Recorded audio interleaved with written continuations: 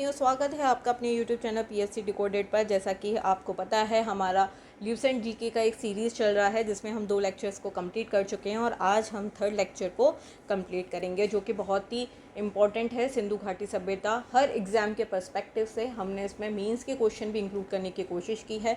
इस लेक्चर को आप प्लीज़ ध्यान से सुनिएगा, पूरा पढ़िएगा, क्योंकि इसमें आपको सिंधु घाटी सभ्यता का इतिहास पता चलेगा, इसका विस्तार, इसमें कौन कौन से प्रमुख स्थल थे, नगर नियोजन, इसकी सामाजिक जीवन कैसा था, भोजन कैसा था, और जो भी इम्पोर्टेंट जितने भी आपको फैक्ट्स मिल सकते थे हम लोग उनको कंक्लूड करके यहाँ पर लेकर आए हैं।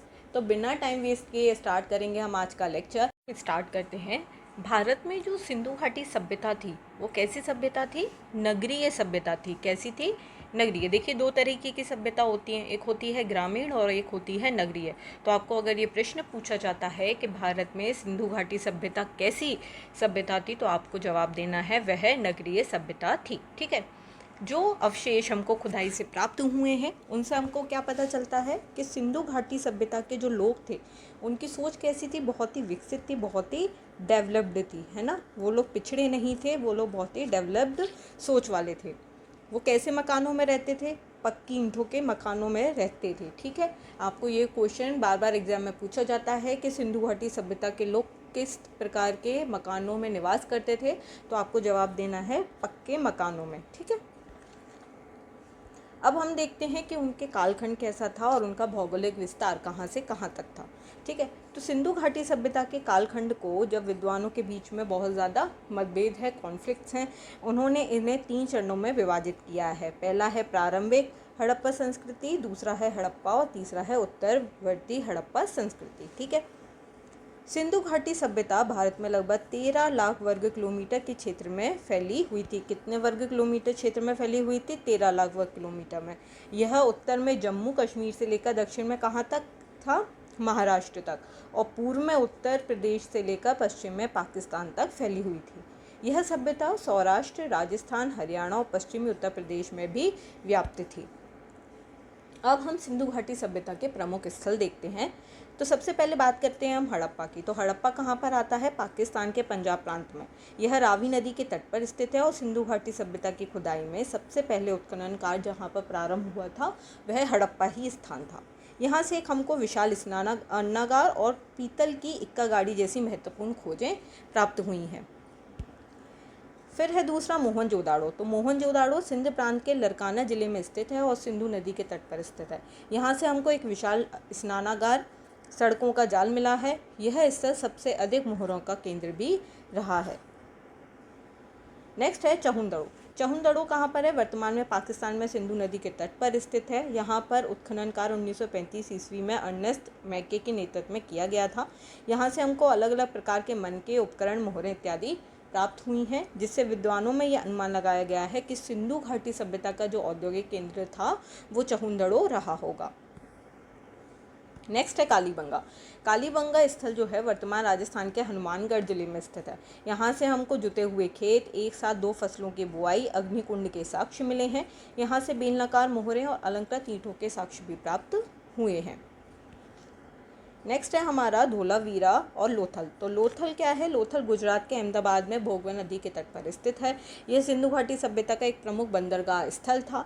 लोथल में एक विशाल गोदी बाड़ा मिला है और यहाँ से धान और बाजरे के साक्ष्य भी प्राप्त हुए हैं। देखिए, ये 2 मार्क्स में भी बहुत इंपॉर्टेंट होंगे आपके लिए, क्योंकि जो मेंस का पेपर होता है PSC का, उसमें 2 मार्क्स के क्वेश्चन पूछे जाते हैं और डायरेक्टली आते हैं कि इस स्थल का संबंध कहाँ से है, तो आप इनको 2 मार्क्स में लिख सकते हैं। नेक्स्ट है हमारा धोलावीरा। धोलावीरा भी गुजरात के कच्छ जिले की भचाऊ तहसील में स्थित है। यह सिंधु घाटी सभ्यता कालीन स्थल है और मानहर और मानसन नदी के पास स्थित है। धोलावीरा में नगरों का विभाजन 3 हिस्सों में मिलता है, जो अन्य सिंधु घाटी सभ्यता कालीन स्थलों से अलग है। अन्य महत्वपूर्ण स्थल कौन सा है? राखीगढ़ी, संघोल, रोपड़, कोटदीजी आदि भी सिंधु घाटी सभ्यता के महत्वपूर्ण स्थल हैं। इन स्थलों में कई महत्वपूर्ण खोजें और साक्ष्य प्राप्त हुए हैं। अब देखते हैं हम सिंधु घाटी सभ्यता में नगर नियोजन किस प्रकार से था। ठीक है। तो पहले तो इसका ग्रिड पद्धति में था, जल निकास प्रणाली थी, पक्की ईंटों का प्रयोग किया गया था और शहर का विभाजन। ठीक है। तो ग्रिड प्रारूप देखते हैं। सिंधु घाटी सभ्यता में जो सड़कें थी वो कैसी थी? बिल्कुल समकोण काटती थी। ठीक है। और इस प्रकार से नगर योजना एक ग्रिड प्रारूप अर्थात जाल पद्धति पर आधारित थी। कैसी थी? जाल के रूप में ये सड़कें बनी हुई थीं। जल निकास प्रणाली देखें तो सिंधु घाटी सभ्यता में जल निकास प्रणाली में एक अपना विशेष महत्व है, क्योंकि यहाँ पर इतना पुराना होने के बावजूद भी जो जल निकास प्रणाली थी वो बहुत ही डेवलप्ड थी। नालियों का जाल बिछा हुआ था। बात करें अगर भवनों की, तो हम अभी पहले डिस्कस कर चुके हैं कि भवन निर्माण में पक्की ईंटों का प्रयोग किया गया था। सिंधु घाटी सभ्यता कालीन प्रत्येक घर में हमको एक रसोई घर और एक नहाने यानी स्नानागार जरूर होता था। शहर का विभाजन, नगर को 2 हिस्सों में विभाजित किया गया था। एक पश्चिमी टीला होता था जिसको दुर्ग कहते थे, जबकि दूसरा हिस्सा पूर्वी टीला था जिसको हम निचला नगर कहते थे। अब आते हैं हम नगर योजना पर, या इंडस घाटी सभ्यता की नगर योजना कैसी थी, जो अभी हम देख चुके हैं। ये एक बहुत ही महत्वपूर्ण पहलू था। व्यवस्थित थी, नियोजित तरीके से बनाया गया था। सड़कों, नालियों, घरों में अच्छी तरीके से विकसित नेटवर्क था, जो ये दर्शाता है कि प्राचीन काल के पास में उन्नत शहरी प्रबंधन कौशल थे। अब देखते हैं हम प्राचीन कलाकृतियाँ। इंडस घाटी सभ्यता के दौरान कलाकृतियों और कला के भिन्न रूपों का विकास हुआ। इन कलाकृतियों में मोहरें, मूर्तियां, आभूषण और अन्य वस्तुएं शामिल हैं। इस सभ्यता की समृद्ध सांस्कृतिक विरासत को दर्शाती है। मोहरें और सिक्के कैसे थे? सिक्कों का व्यापक उपयोग किया गया था। ये मोहरें और सिक्के व्यापार और पहचान के महत्वपूर्ण प्रशासन के थे। इनके अक्सर पशु और प्रतीकात्मक चिन्ह अंकित होते थे। शहरी योजना की बात करें तो इंडस घाटी सभ्यता के शहरों में उच्च स्तर की शहरी योजना वास्तुकला देखी गई थी। इनमें व्यवस्थित सड़कें, नालियां, बाजार, आवासीय क्षेत्र शामिल थे। इन्हें वास्तुकला में ईंट और पत्थर का प्रयोग किया गया था। सिंधु घाटी सभ्यता की सामाजिक स्थिति कैसी थी? तो अगर इतिहासकारों की माने तो सिंधु घाटी सभ्यता का समाज कैसा था? मात्र सत्तात्मक था, और ये 4 वर्गों में विभक्त था। कौन कौन से? विद्वान, योद्धा, श्रमिक और व्यापारी। ये लोग शाकाहारी थे और मांसाहार दोनों ही तरह के भोजन का प्रयोग करते थे। वे ऊनी और सूती दोनों ही प्रकार के वस्त्रों का प्रयोग करते थे। पुरुष और महिलाएं दोनों ही आभूषण पहनते थे। सिंधु घाटी सभ्यता के लोग कैसे थे? शांति प्रिय थे। यहाँ से तलवार, ढाल, शिरस्त्रावण, कवच इत्यादि के साक्ष्य हमको नहीं मिले हैं, जो इस बात का संकेत देते हैं कि ये लोग युद्ध प्रिय नहीं थे। आर्थिक स्थिति की बात करें तो सिंधु घाटी सभ्यता के लोग विभिन्न कृषि वस्तुओं जैसे जौ, चावल, गेहूं, मटर, सरसों, राई, तरबूज, खजूर का प्रयोग करते थे। इस सभ्यता में जुते हुए खेत और एक साथ 2 फसल बोए जाने के साक्ष्य मिले हैं, जो इस सभ्यता की उन्नत कृषि प्रणाली को दर्शाते हैं। सिंधु घाटी सभ्यता एक कांस्य युगीन सभ्यता थी। तांबा और टिन को 9:1 के अनुपात में मिलाया जाता था। इस सभ्यता के लोग लोहे के प्रयोग और तलवार से परिचित नहीं थे। इस दौरान आंतरिक और बाह्य दोनों ही व्यापार समृद्ध अवस्था में थे। बात करें सुमेरियन सभ्यता के लेखों से हमको ये ज्ञात होता है कि विदेशों में जो सिंधु सभ्यता थी उनके व्यापारियों को मीलुहा के नाम से जाना जाता था। सिंधु घाटी सभ्यता के स्थलों से प्राप्त मोहरें इस सभ्यता के अंतर्राष्ट्रीय व्यापार को दर्शाती हैं।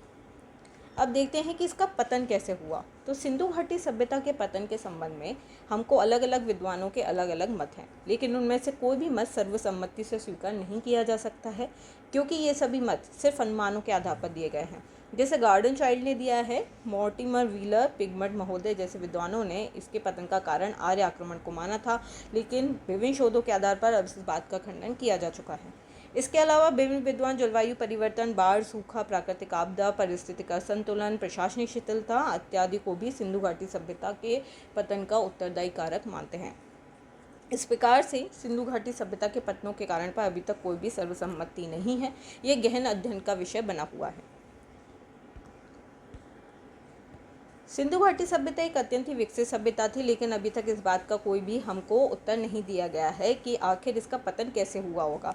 इसके अलावा सिंधु घाटी सभ्यता की चित्रात्मक लिपि अभी तक पढ़ी भी नहीं गई है। ऐसे में अब तक सिंधु घाटी सभ्यता की लिपि पढ़ी नहीं जा सकी है, तो कई ऐसे अनसुलझे सवाल हैं जिनका कोई भी स्पष्ट उत्तर नहीं मिला है।